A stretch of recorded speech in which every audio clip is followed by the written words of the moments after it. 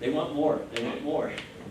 That's a good problem to have. And so, Passing on what I heard. but just so you know, that actually was a topic of conversation. And actually, pretty much every month at the cabinet level, we're sort of talking about what are you hearing, what are you thinking, and the conversation just last week was back to the principals to collect a little bit more data and in a little bit more formal way from students, from staff, from parents. We had actually, I was with Ben a week or so ago at one of the tours at South, and one of the kids that was doing the tour pitched the idea of doing 4 days of block and 1 day of regular, which we had contemplated on the schedule committee 4 or 5 years ago. So we'll keep revisiting. I mean, the nice thing is what's happening this year is we're building capacity. Keep in mind, last year the sky was falling, and now that we're here, it's not so bad. In fact, it's got these following advantages, so that's a nice problem to have. So I think that's what this is going to do is, if we decide to do some things in the future, we'll have more capacity to do it, and people won't be afraid of it, teachers or kids, so they'll be, okay, I'm sort of digging this and let me do a little bit more of it. If you anticipate making changes, when can you guys let us know, like give us a report near that time? I'm gonna call you a week before Yeah. school starts. No. Probably your phone's gonna start ringing, No. your email's gonna blow I just up. think we should get, an update on that, because we hear from parents. Yeah. We heard from them last year, and we just wanna know how it's going and what changes might be. So between now and second semester, I think we'll do a little data class. I mean, we're just 1.5 months into it, so it's a little. But I'm not asking for now, just saying. But probably by early in the second semester, if we were gonna contemplate doing anything different, we'd start having a broader conversation about that. So just along Aurora's lines, I have also been asked, why is the block Tuesday, Wednesday? Tuesday, Wednesday. As opposed to Tuesday, Thursday, and having the longer day, Monday, Wednesday, Friday? Yeah. What was the rationale? Just because I seriously haven't asked that. We have a large percentage of absences on Fridays, so we didn't want. But that, we weren't, No. but that's not what she said. No. Um, Am I right? Am I asking you that same question? Why isn't the block? So that you want the two block days back to back instructionally? Because if you did not, so let's say that I teach the same class 3 or 4 times in my teacher schedule, and I've got 2 of my classes on that Tuesday block day, and then I've got those kids who have now had that 90-minute deep dive, and then I've got the other class that doesn't, so it becomes a real pacing headache in terms of just kind of where is the teacher, where are we instructional, so 2 block That makes days sense. need to be back to So back. we talked, Teacher's perspective. yes. Okay. We talked a lot about this issue. This design was not by accident. It was exactly as Mike's describing it on the schedule committee. We talked a lot about this. However, if in the future we added more blocks, we could mitigate that. Like the kid, the student that pitched the idea, pitched an actual idea that we considered, which was Monday, Tuesday block. Wednesday would be a straight A. That would be your late start day. And then Thursday, Friday block, which then that mitigates Mike's concern a little bit. So that's more of a, almost full block. It's still a hybrid because we still have the one Wednesday in there, yeah, Wednesday. Yeah. Interesting. And the reason, we had a rubric that weighted, we valued more regular meeting days. So on this schedule, teachers see students 4 days a week. On the one that the student pitched, which would be 2 blocks, 4 blocks and then 1 regular, it's 3 days a week. That's still regular better than a true block schedule, which goes 3-2, 3-2, 3-2. So anyway, we'll gather some feedback and come back to the board. Okay. Just a couple weeks before school starts. Okay, John? So the next report is one we give each year, just on the number of students who have gained National Merit Scholarship Qualifying Test Semifinalist honors and commended student honors. Our numbers look about like they do each year. That fluctuates though, as each class is different, has its own personality. So the names of the students are there for you to see, and also a little explanation of how they're arrived at, as far as the percentages of where they score against their peers in the country. Update on FOIA requests. 69 this month, and most of them have been processed, a few are still in the process of being processed. All right, moving on to new course proposals, first reading. Sean? Yeah, so Aurora did a great job of outlining what our courses are. Probably of note, we really focus on, right now we're taking stock of what courses we offer. And so therefore, we really were looking to limit our new course offerings to those that could advantage a student in dual credit enrollment. So you saw a little earlier in my presentation, that will be counted as part of your career and college readiness factor. So we want to do that. Not only is it good for kids in that they get 3 credits, save some money, but when you can experience a college level course with the supports of high school, we feel that's a benefit to every student as they transition to college life. So you'll see there that actually of the 5 that are listed, 4 are in a partnership with a community college and junior college. And then Math 1, that's just the first of our series that we'll be bringing as we make the curricular shift to offering Math 1, 2, and 3. The fact that it's different community colleges, you come out and our feeder school is Oakton, you might not be getting that credit if you're taking, even if they offer a class that's similar? No, what that's about is that there are a few unique programs like culinary that only Triton offers. Okay. So this, what we're trying to do is make sure that, part of, it's not just the direction of the career, but it's where the career Right, okay. certification is going to be headed. So That that's- addresses my concern, which is a student who comes out, would like to go to Oakton, and has credit at Triton. But if they were interested in that area, they'd be going to Yes, Triton. yes, yes. And we always have had, and there will only be more of this in the future, we've always had for specific programs, students going to Triton, North Park, or any number of other places. I actually see that increasing, and then the other thing that Sean's doing a real nice job of, we're actually looking at a broader array of partnerships.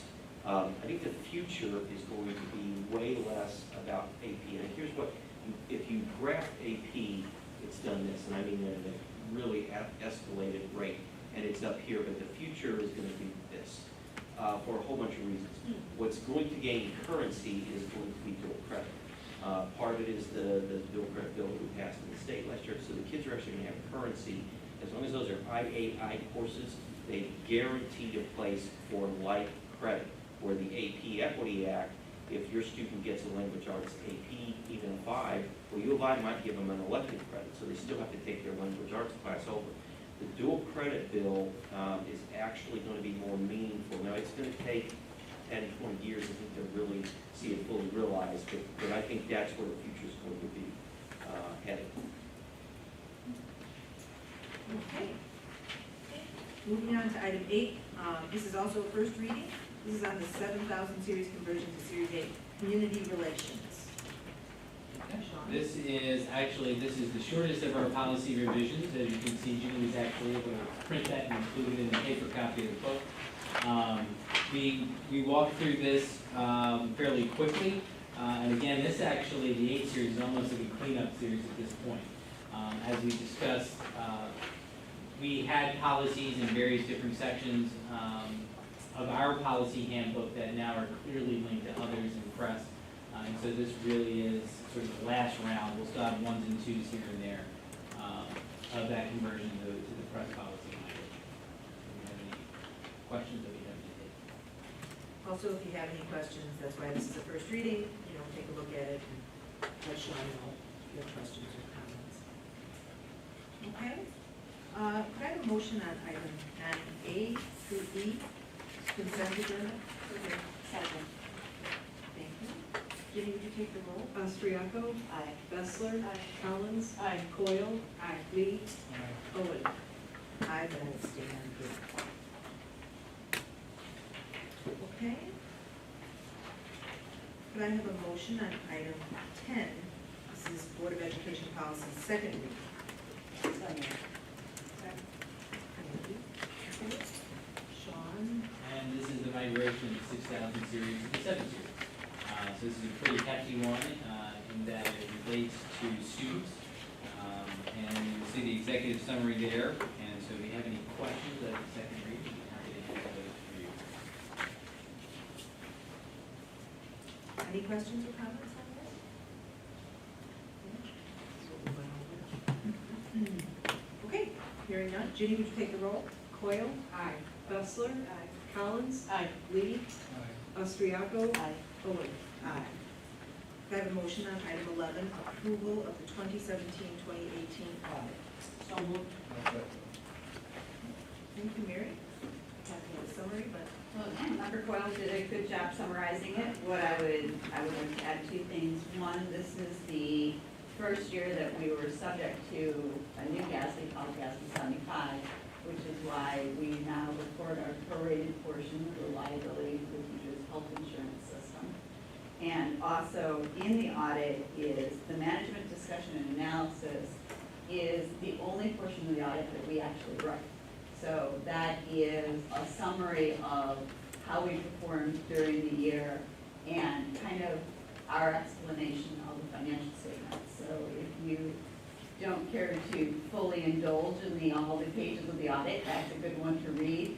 Also, the notes to the financial statement, which are midway through the audit, gives you a nice kind of explanation as to what the financial policies are of the district, how they relate. So those are the two components of the audit that I would encourage the board members to read.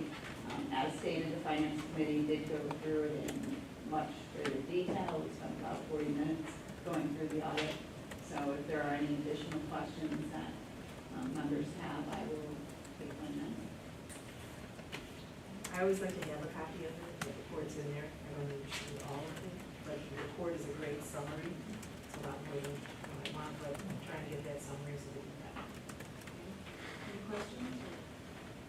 You did a great job with that. I really enjoyed listening to the explanation too. When I got this job, I made 2 hires, Barbara Barger and Mary Cool.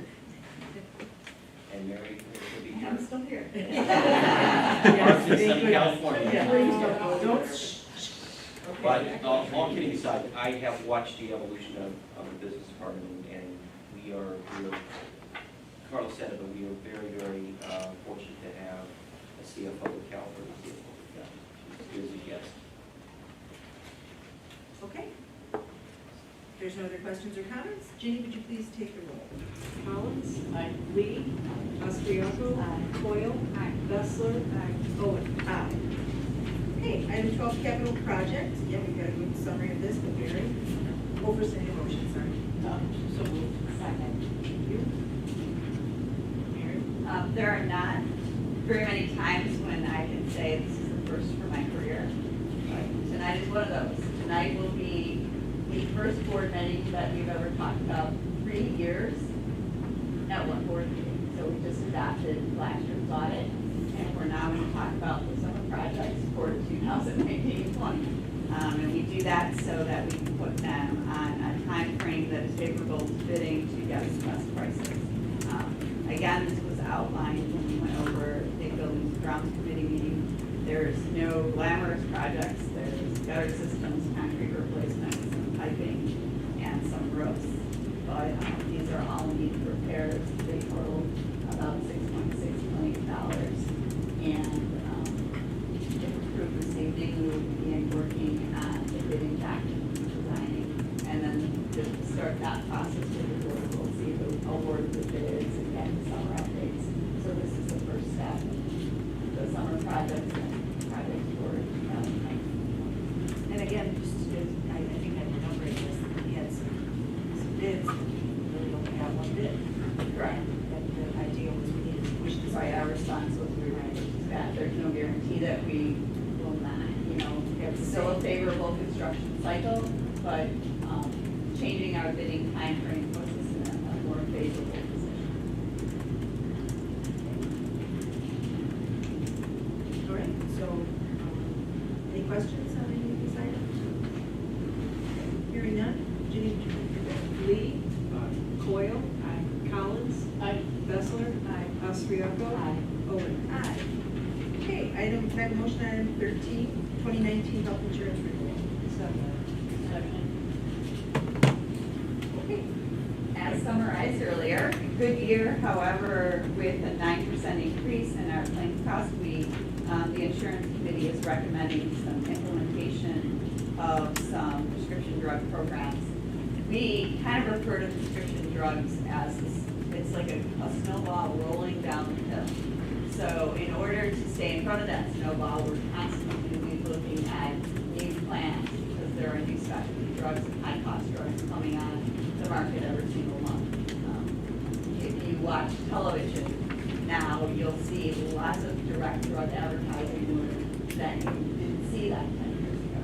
And that's because you can imagine how much those drugs that you're advertising cost. So this sets the programs that we're going to change. It sets the premium holiday, which is the second year in a row, another first, and a zero premium increase. So we are grateful and optimistic that our claims experience will continue to be as favorable as we've seen.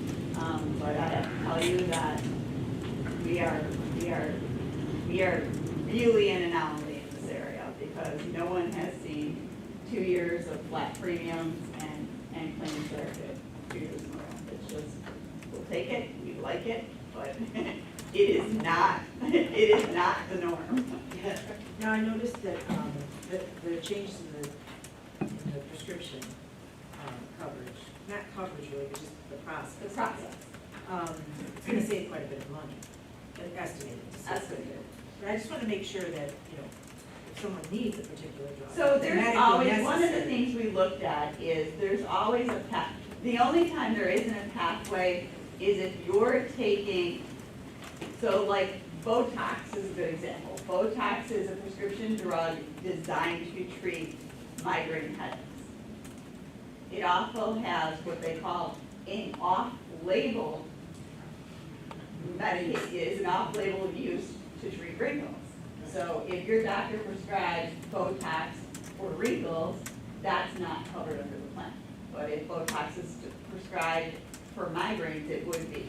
Everywhere else, there's a pathway to get to whatever drug is prescribed, but it requires some additional work on the doctor's part by explaining why that type of high-cost medication is needed when a cheaper, effective medication is available. Yeah, I just wanted to make sure the doctor is the patient's doctor, not Correct. some doctor that's employed by. Okay. Also because of the steady premium, which means that we did not distribute, we did not have a heavy burdens of medical claims at the same time too. So which means we did have a steady, healthy years of either features that was them. I mean, our costs went up 9%, however, we were coming off such a good year that even a 9% increase is below our current funding level. And then we are using the Blue Cross. Yes, Blue Cross Blue Shield is our program for both the PPOs and the HMOs. Okay. Okay, if there's no other questions. Jenny, would you take the roll? Austriaco? Aye. Collins? Aye. Lee? Bessler? Coyle? Owen? Aye. Okay, I make a motion on the resolution for national principals. Forget about this. You want to read this? It's actually a very. No. It's a very nice It's a very nice. Very, resolution. I think it's Yes. appropriate for the board president to read. For the vice president. Yes, but I'm going to delegate that to the vice president. She Yes, likes to talk. I'm very shy. No, I was just reading it before it came up, and I think it's important to read it. So, whereas the Illinois Principals Association has declared the month of October 2018 as National Principals Month in coordination with the efforts of the American Federation of School Administrators and the National Association of Secondary School Principals working with the U.S. Congress to designate National Principals Month and resolutions thereof. Whereas the vision, dedication, and determination of a principal provides the mobilizing force behind any school reform effort. Whereas principals are expected to be education visionaries, instructional leaders, assessment experts, disciplinarians, community builders, public relations experts, budget analysts, facility managers, special program administrators, and guardians of various legal, contractual, and policy mandates and initiatives, as well as being entrusted with the education and development of young people, the most valuable resource. Whereas principals will play a vital role in the successful implementation of the Every Student Succeeds Act, ESSA. Whereas principals set the academic tone for their schools and work collaboratively with teachers to develop and maintain high curriculum standards, develop mission statements, and set performance goals and objectives for schools to achieve educational excellence. Whereas Maine Township High School District 207 recognizes our outstanding high school principals who have succeeded in providing high-quality learning opportunities for students, as well as their exemplary contributions to the profession. Whereas to honor and recognize the contribution of all school principals and assistant principals to the success of the students in Illinois secondary schools, and to encourage residents of Illinois to observe National Principals Month with appropriate ceremonies and activities that promote awareness of the school's leadership's role in ensuring that every child has access to a high-quality education. Be it resolved, in honor of the service of all high school principals, and to recognize the importance of their school leadership so that every child has access to high-quality education, to celebrate school leader accomplishment, Maine Township High School District 207 recognizes the month of October 2018 as National Principals Month. I really appreciate your work you do. Really take credit for listening. And Ken, and whereas Ken will bring you donuts. Well, we're gonna resolve I would like to it. Be amend the motion. resolved. Be it resolved. You actually got to stop that. Yeah. Mary, we're getting expensive. You know, Mary just shut that one down. I Donut budget. didn't, we all approve. Okay. Okay, so hearing no further comments on this, would you take a vote, please? Lee, Next year's audit. Aye. Collins, Aye. Austriaco, Aye. Coyle, Aye. Bessler, Owen. Aye. Okay, item 15, waiver of facility rental fees. This is for the Advocate Chicago Bears Pink Pep Rally at Maine East. Mike, or, I'm sorry, need a motion? Jeez. And a second? Thank you. Mike. Well, this was in Friday notes a few weeks ago because Advocate approached us, and there was not time to get authorization on the front end, so hearing no objection, Steve Johns and Kevin Ledger worked with them. We had a great turnout. I would guesstimate about 600 or 700 people. Lots of little, like, youth team football players from about 2 feet tall up, scrimmaging. We had players there for signatures. We had a lot of our students that attended as well. Good time was had by all. Seemed to be, I think Advocate was really happy with it, and they've actually sort of asked if it would be possible for us to host again next year. So it seemed to be successful on outcomes. So we're actually, we won't be billing, that's really what we're proving here. Since it's after the fact. Okay, any questions or comments? Ginny, would you take the vote? Bessler, Collins, Coyle, Austriaco, Lee, Owen. Aye. Okay, then motion on item 16A and B, and then we'll discuss them separately. Okay, Mary, emergency response training? The first contract is for the online ALICE training, which is an emergency response training. I want to point out that this is a 3-year contract. It's a per participant cost of $10.79. So as we're outlining all of our outside coaches and everything, it might be a little bit more, but it'll still be the $10.79 per participant. Mary, I actually had this question from yesterday. Do substitute teachers get ALICE trained? So we're looking at our regular substitutes at least getting the E portion, which is this online training, so that they have a general familiarity with what the process is. To invite all 100+ members of our sub list to do the hands-on training, it's not practical. So we wanted to give them the overview training, so in the event that they were in the building, they would have familiarity with the process. They are required to participate in all of the other required training that we do on an annual basis. So they physically have to. We have an online system where they can do that from any computer. Do we require them Yes, yes. Apparently, this conversation I had yesterday, there was an issue at Parkland during that shooting, that there were substitute teachers that didn't know what to do. And I don't know, I was just, so it came up. I think there were more than just substitute. Yeah, I think there were a lot more than substitute teachers that didn't know what to do, but I mean, it was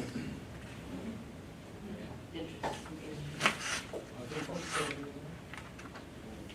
Alice trainers, believe it or not, I believe they're out of state. But this is the training protocol that is being recognized on both not only a state, local, but a national level. And we train with our local police departments. We Yes. have those trainers. Yes. So this is, we've been doing this. This is our This first is our adoption foray into it. But We've been doing the other- training's but begun in yes. the buildings with our local police officers. Right. Okay. Sean, do you want to go over Windstream Communications? Sure. In fact, Mark is here tonight, I'm gonna let him, speak to the specifics of the, You come real close. No sitting in the back of the class here. One of the safe spots for, but Yeah. recognized earlier, so. We've been using Windstream for the last 3 years as our backup wireless, internet. We have antennas on each of the schools that provide, 250 megabit, bandwidth out to the internet. We have it primarily as a backup to our wired infrastructure, to a contractor, one of our fiber optic cables, or something like that. So we can fail over to this wireless internet service and continue to operate for the short period of time until that primary network is repaired. We have also been using it as a backup for our voice over IP system that we upgraded a few years ago. When we originally got the Windstream agreement, we included a VoIP backup, but we have found that we've not needed to use it over the last 3 years. So we've elected to drop that from the agreement, which results in a cost savings. If we were to use the same 250 megabit bandwidth, it's $2,723 a month that we would be saving. However, Windstream has offered a second agreement option for renewal, which would double our bandwidth to 500 megabits per second, and still result in an overall cost savings over what we were paying under the current agreement.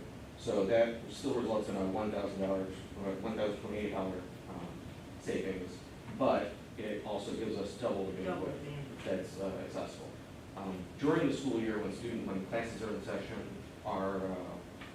the wireless infrastructure, the guest network, so people's personal devices, anything that isn't school-owned that uses Wi-Fi can use the guest network to access the internet. We have all of that funneled out through that wireless infrastructure through Windstream, so that we don't have any interference with our primary wired network and the private network that, Chromebooks and everything else that people are using on a daily basis.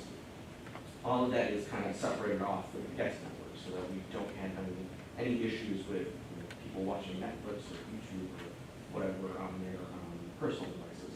So during the school year, that 250 megabit bandwidth is saturated every day that school's in session. And we already have traffic shaping that's put in place to prevent or to limit the amount of bandwidth that's being used by YouTube and Netflix and whatever other non-educational sites that are out there, but still allows people to search things on Google, use Google Drive on their phones, even shop Amazon, whatever else. So we are asking to double our Windstream pipe, but still have that overall $1,000 cost savings per month. So the Windstream is not that guest network, We wireless? currently browse the guest network through Windstream. You do? Yes. Okay, so, but it's also the backup for the primary? Correct.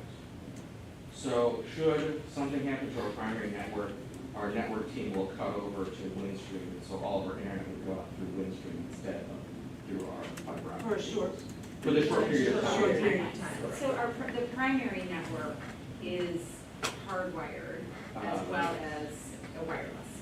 Correct. We have, so I don't actually see the address what it is, but probably you'll see them somewhere. I think it is. We've got, at any rate, we've got the District 207 private network, which is what all the staff Chromebooks and any other district-owned wireless devices get put onto.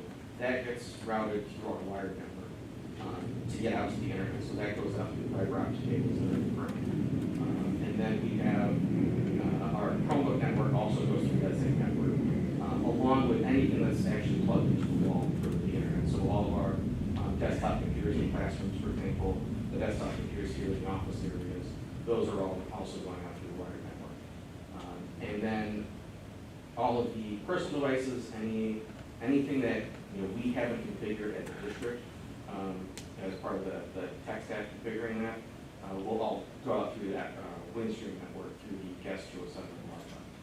Do you, when is there a point where everything's gonna be wireless? Because I mean, really, Well, it already pretty much is. Yeah. But we own the fiber optic run, Right. that's how the pipe getting in, so even if you've got wireless, you still You got. still need. You still need wires to get out to You the still need. Yeah. So if our wired network has 10 gigabits per second bandwidth, which is 20 times what I'm proposing that we go to when we double our Windstream bandwidth.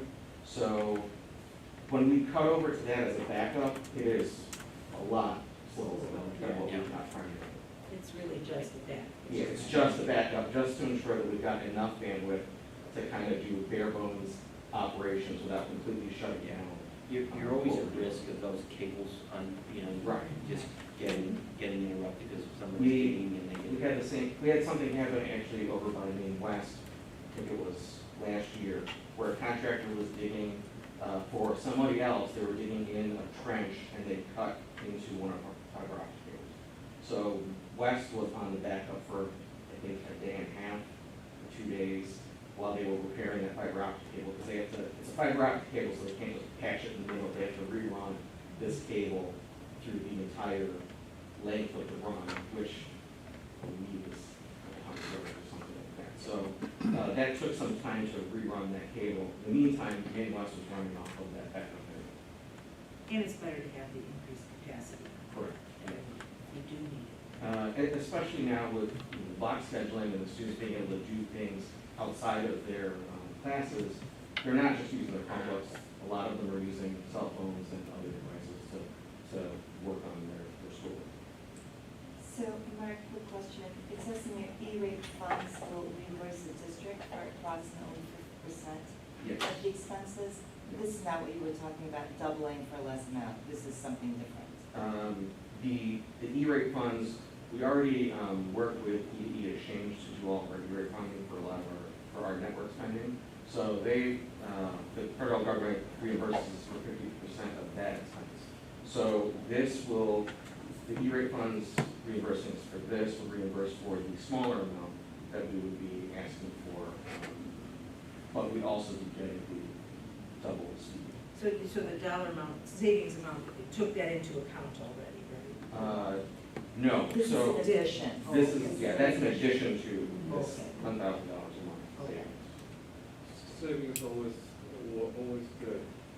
The Windstream, where are they from?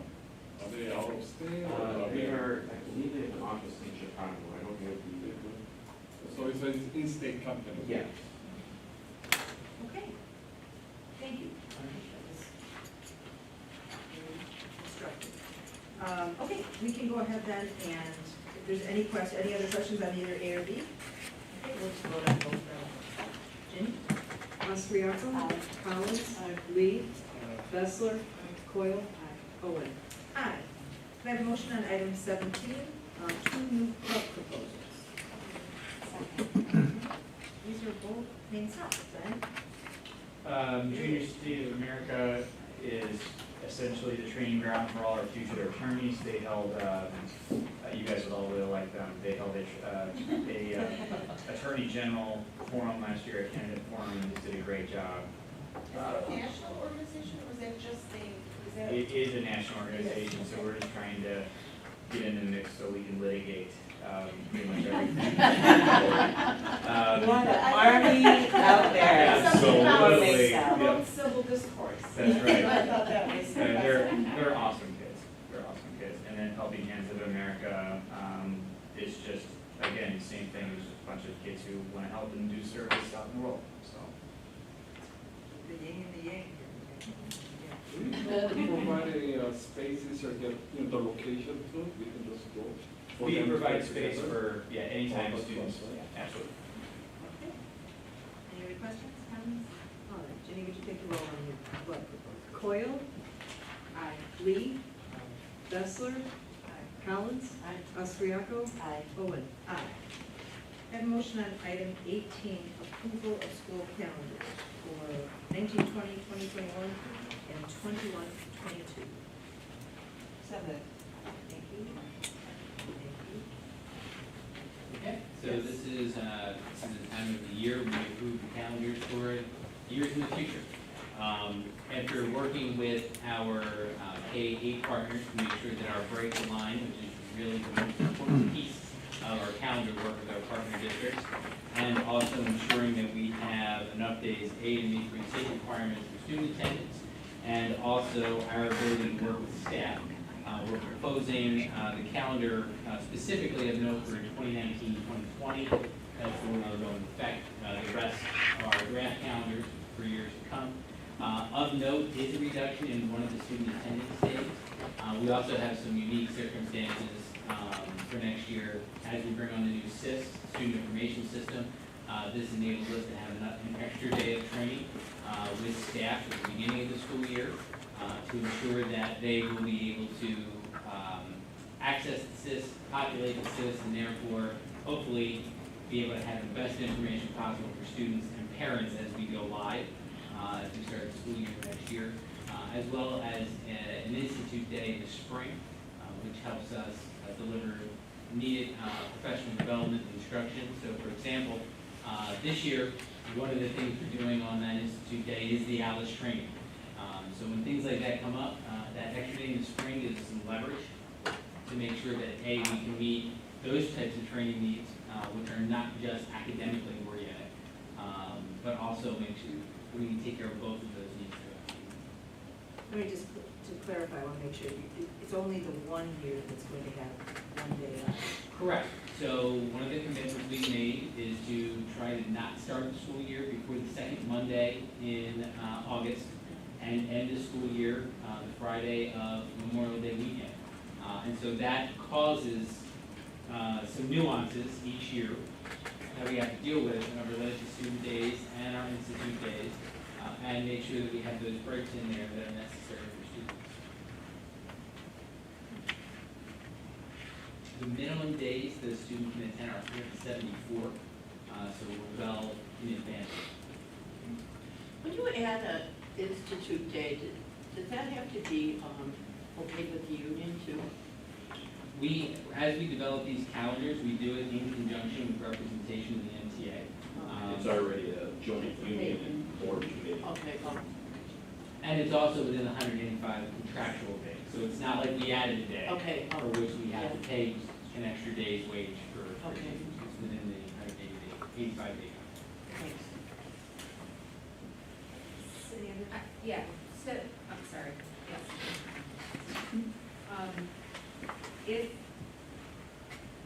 so we're eliminating 1 day for, in-school teaching, Student, and you couldn't add that institute day, you're saying, onto one end or another, or, shorten Christmas break, because of just the we constraints of. try, yes, we try not to hit the brakes.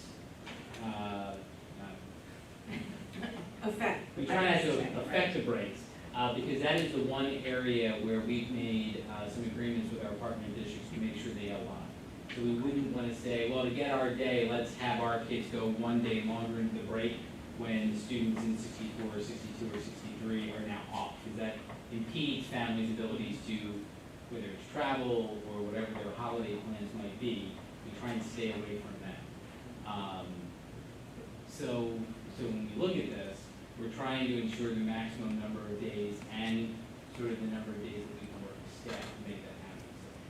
So we shy away from giving up a break. There's really not much, it's really only the breaks. The rest of the holidays are holidays that we give that are better. Thanks. All right. Jenny, would you take the roll? Bessler, Collins. Aye. Austriaco. Aye. Lee. Aye. Coyle. Aye. Owen. Aye. Okay, calendar items. Oh, I'm sorry. Sorry, can I have a motion on item 19, approval of summer school calendar fees? Second? This is our summer school calendar. We're trying to do those both at the same time now, so that they come to the board, so you get a full picture of the year. There is no recommendation to increase summer school fees. And we do have, again, because of when you begin and end, for example, one of our partner districts is going into the first week in June with their school year. And therefore, we need to push back our summer school to make sure that we can accommodate that, which does make our July 4th week a little bit funky, in that they will be off, students will be off for the 4th of July, but will attend on July. So one of the feeder schools doesn't match up exactly with the. Actually, I think there's more than one next year, where they actually end far enough into June that if they had an inclement weather day, so for example, our partner districts, I believe, go the minimum 174 student days, which means they have more days off than we do right now to start. Should they have an inclement weather day, they add those to the end of the year. So we try and plan for the fact that they may have to actually extend their school year as we plan our summer school. So, we are then, so this year, what you did do this year was you gave up the whole week of Fourth of July. We did, because of where things were able to fall. But now, it looks like, unless I'm reading this wrong, you'll still have 3 weeks on the tail end before school starts. So the reason that we need to have those are for building maintenance. So if you can imagine Maine South in the summer, when the students are there, it greatly limits our ability to actually do construction or do maintenance work in the building. So we try and maintain that amount of time, as well as building in 2 weeks of time for parents of students who are highly active, especially in the fall, to actually be able to attend summer school and then actually go back. So that's sort of the parameters we operate with, because as you start back to school, you very often are starting back with IHSA sports, are starting that week to week program. Because you, I think, aren't they required to do 2 weeks off? Yeah. I think just the way it always goes, right? Yeah. You kind of get those 2 weeks off and then they come back at week 4. Right, So and this that's will- about this contact will- days as well. So we're kind of give them that, okay, that totally makes sense. Right. I have one other question for the fees. Yes. So, if somebody fails a course and they have to take a course over, is that they have to pay for tuition for that? That's right. And if they're a free and reduced lunch student today, is there a fee waiver? There is There is not. not for summer school. So in any case, even if they, is there any way for kids to get summer schools paid for? Are there scholarships available for kids? Not for the full, but there's a small There is, amount, so- and then, If you look back into the report earlier, in your board book, you can see the number of scholarships that we give. So it's not a full reduction, the way that it's free to attend school, but it's not, it's a reduced rate if you can attend summer school. And that's supported through scholarships at loan level, depending upon the student. By the way, it's free to use until the first class for multiple classes. So, summer school is pretty difficult for families with. Yeah, that's what I was wondering. Okay. Jenny, would you take the vote? Lee. Coyle. Collins. Bessler. Austriaco. Owen. Aye. Okay, calendar items, does anyone have anything to add to this? October 17th is the standing finance and buildings and grounds committee meeting. It is likely it won't be buildings and grounds. I know you said you'll have a packet that night. So, I will keep that posted. It's likely we will not do it. We will not. Right.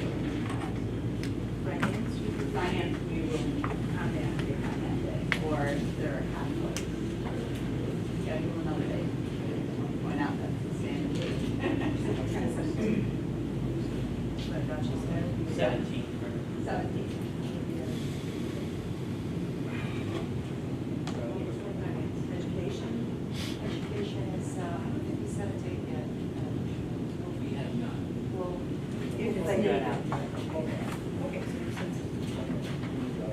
Are there any public comments or other communications? Can I ask one other question? Sure. On the parent-teacher conferences, is that going to be the same format as the past years? So we're changing ours slightly. We're gonna have, all of our meetings are gonna occur in the field house. Doesn't change anything on the parent end until they come into the field house, so that we don't have parents literally going from the third story of A wing all the way to the PE wing to fine arts, back to A wing, second floor. We went and observed some schools last year and decided that we would try this.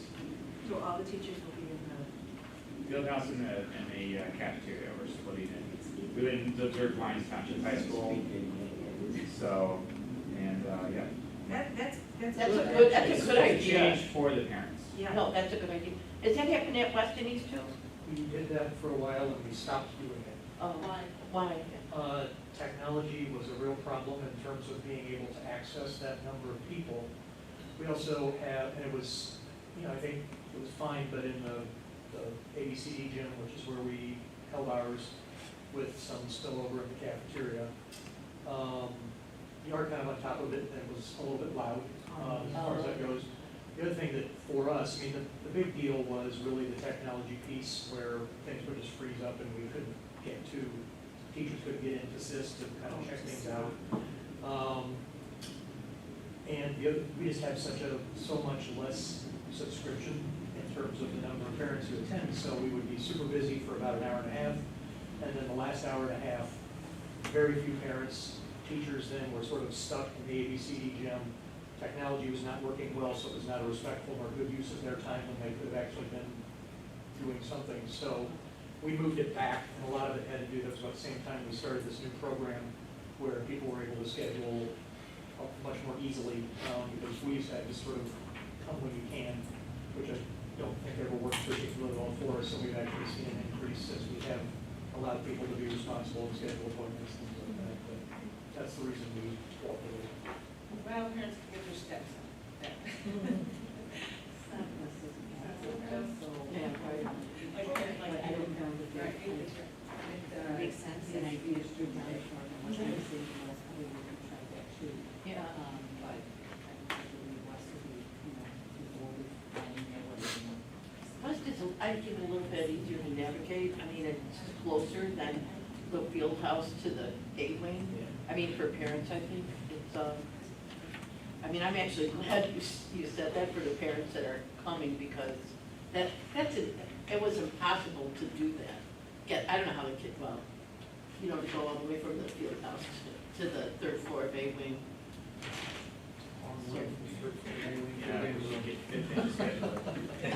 Okay, we're gonna move along. Can I have a motion to go into closed session for purposes of review of closed session minutes, appointment, employment, compensation, discipline, performance, or dismissal of specific employees, probable imminent or pending litigation, and collective negotiating matters? Second. Austriaco, Bessler, Collins, Aye. Coyle, Lees, Owen.